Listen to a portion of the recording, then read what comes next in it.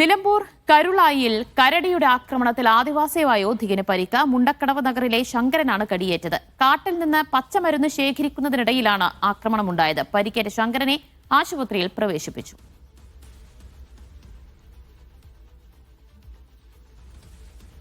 കാട്ടിലേക്ക് പോയിരുന്നു രാവിലെ 8 മണിക്ക്.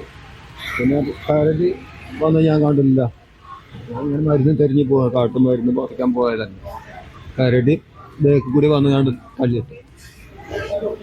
മക്കാര് രണ്ടാള് വിട്ട് കുറെ ദൂരല്ലേ, ഞാൻ നടുക്കൂടി പോവുകയാണ്. അപ്പ കാട്ടിൻ്റെ ഉള്ളിലുണ്ടായിരുന്നു. പാഞ്ഞു വന്നാണ് കല്ലിട്ട്.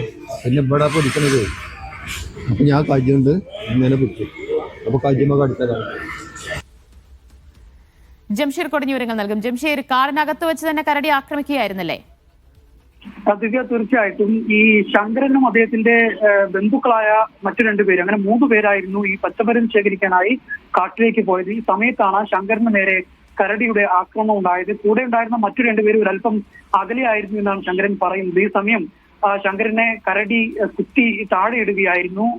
ശങ്കരന്റെ 2 കൈക്കും അതോടൊപ്പം തന്നെ കാലിനും പരിക്കേറ്റിട്ടുണ്ട് എന്നാണ് നമുക്ക് ലഭ്യമാകുന്ന വിവരം. ഇദ്ദേഹത്തെ ഇപ്പോൾ ആശുപത്രിയിൽ പ്രവേശിപ്പിച്ചിരിക്കുകയാണ്. നിലമ്പൂരിലെ ആശുപത്രിയിൽ പ്രവേശിപ്പിച്ചിരിക്കുകയാണ്. ഭാഗ്യം കൊണ്ടാണ് ഇതിന് ജീവഹാനി സംഭവിക്കാതെ, അതുപോലെ കൂടുതൽ പരിക്കുകൾ സംഭവിക്കാതെ രക്ഷപ്പെട്ടതെന്നാണ് അദ്ദേഹം പറയുന്നത്. ഏതായാലും ഇന്ന് രാവിലെയോടെയാണ് ഈ സംഭവം ഉണ്ടായിരിക്കുന്നത്. അത്ഭുതകരമായ ഒരു രക്ഷപ്പെടലാണ് ഉണ്ടായിരിക്കുന്നത്. ദിവ്യ, ജംഷീറാണ് വിവരങ്ങൾ നൽകിയത്.